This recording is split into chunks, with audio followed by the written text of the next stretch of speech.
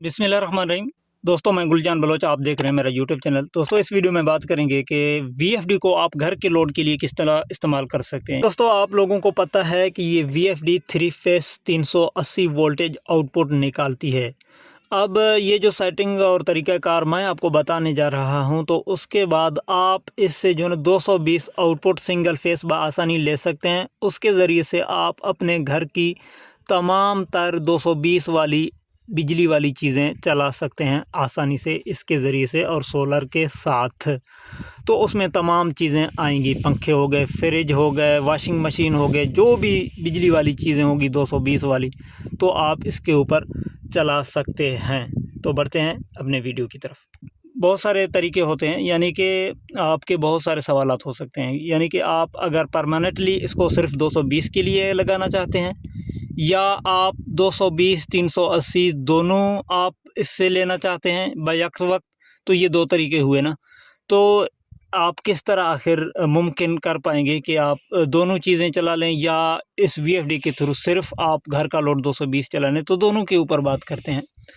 उससे पहले आपसे छोटी सी दरख्वास्त होगी, चैनल पर नया है चैनल को सब्सक्राइब कर दें, साथ में वीडियो को लाइक करें। इंशाल्लाह वीडियो आपके लिए इन्फॉर्मेटिव होगी। तो सबसे पहले सिंपल सी बात करते हैं कि आप इसको परमानेंटली, यानी कि सिर्फ इसको 220 पे आउटपुट सप्लाई 220 किस तरह ले सकते हैं, ठीक है। तो उसके लिए आपको इसकी सबसे पहले जो सेटिंग चेंज करनी होगी ना, वो इसका वोल्टेज का सेटिंग है, जो कि आपको लाजमन 380 से चेंज करके आपने 220 रखने होंगे, ताकि आउटपुट में आपकी जो चीज़ें हैं वो 220 हैं, तो आपकी चीज़ों में 220 ही वोल्ट जाएं। बसूरत दीगर आपकी चीज़ें जल जाएंगी, ठीक है ना। ये तो शुरुआती स्टेप हुई इसको सिंगल फेस चलाने के लिए। सबसे पहले इसकी वोल्ट आपने 220 पे लगाने हैं। अब 220 करने के दो तरीके होते हैं, एक मास्टर सेटिंग से, और दूसरी ये जो है ना एक आम सा सेटिंग है उसमें।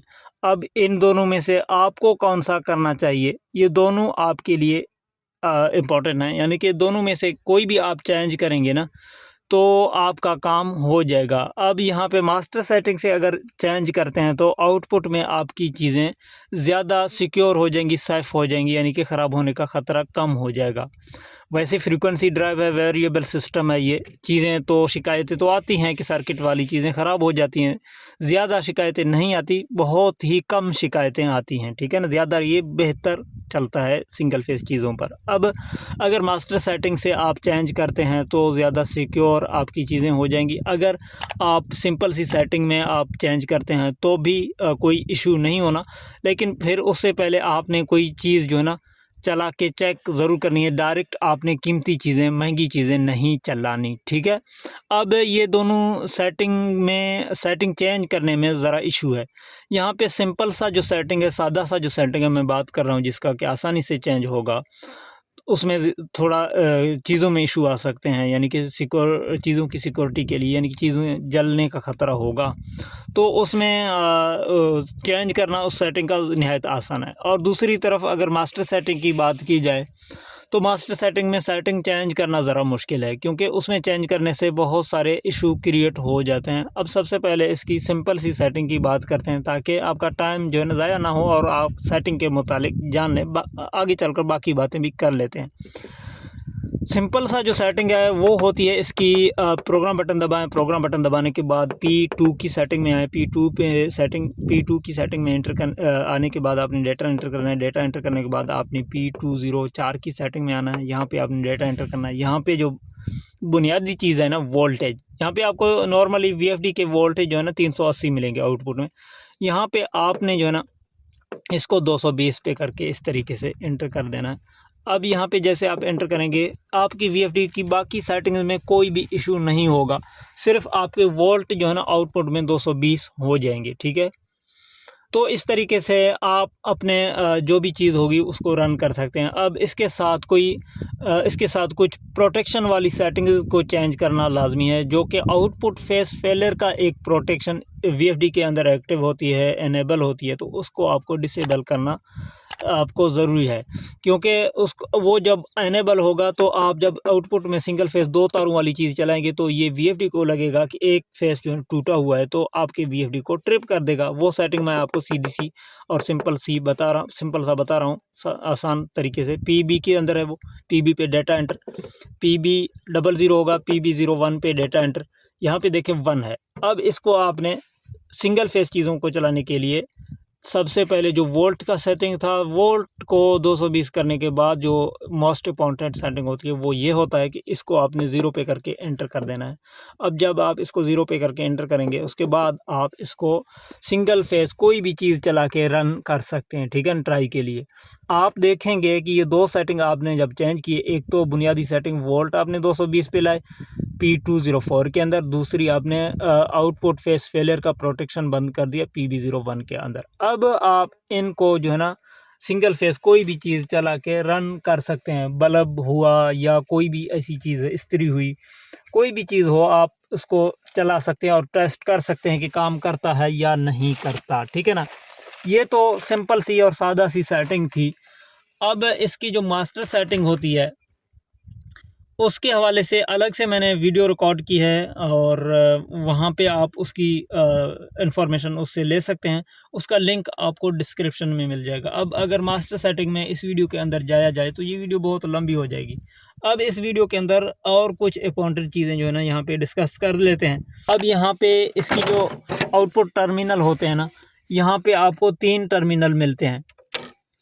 तो ये जो UVW होती है, जो मोटर की तारें यहाँ पे लगी हुई हैं, ये 3 ब्लू तार जो लगी हुई है ना, ये 3 होते हैं। अब आपने कहाँ से सप्लाई 220 लेना है, आपने एक तार U के ऊपर कनेक्ट करना है, U के बाद दूसरा तार आपने या तो V के ऊपर लगाना है यहाँ पे बीच में, या फिर W के ऊपर लगाना है लास्ट में।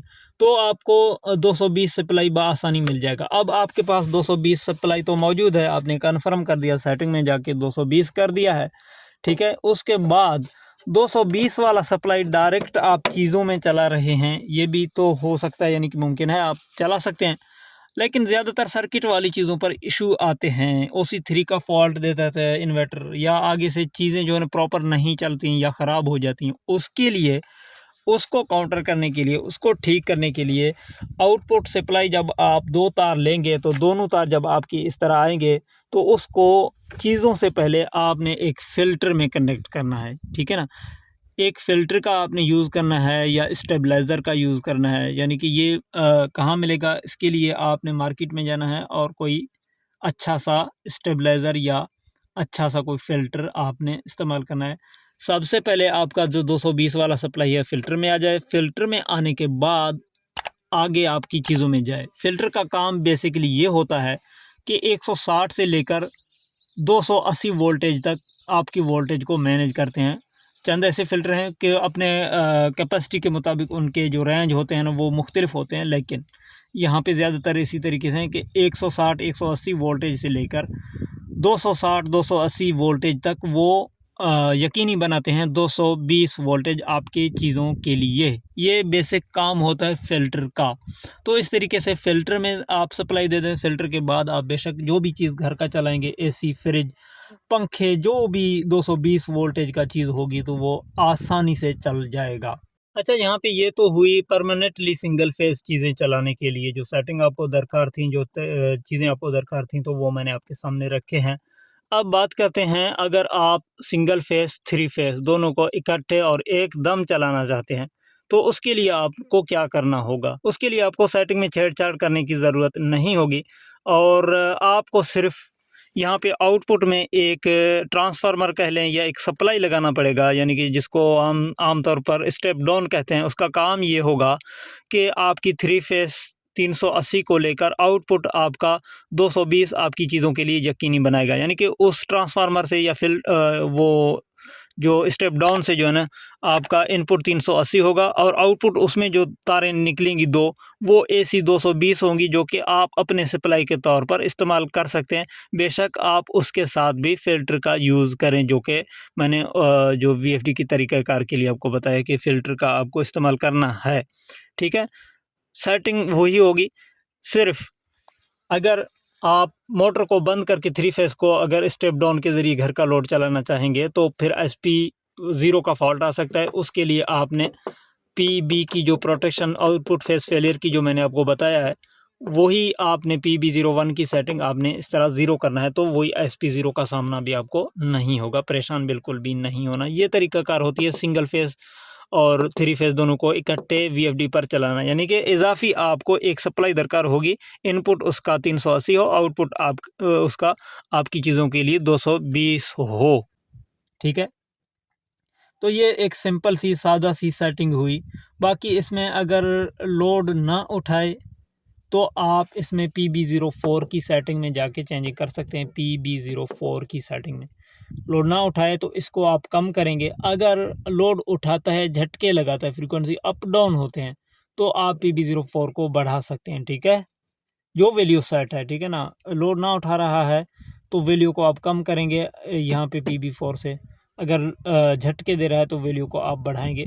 अब अगर अंडर वोल्टेज का फॉल्ट आ रहा है तो आप PB05 की सेटिंग को 50 तक या 30 तक सेट कर सकते हैं, ठीक है? ये चीज़ें नोट करें ताकि आपके लिए आगे मुश्किल ना हो, ठीक है? तो ये चीज़ें जब आप सेट करेंगे और अपने अगर ओवर वोल्टेज का OC1 का या इस तरह का कोई फॉल्ट आ रहा है तो P2 के अंदर आप एम्पेयर लिमिट जो है ना बढ़ा सकते हैं। मैं आपको दिखाता हूँ। P2 में एंटर करें। P201 में आप आउटपुट लोड के मुताबिक जितने आप किलोवाट लगा रहे हैं तो वो सेट करें या उससे कुछ ज़्यादा।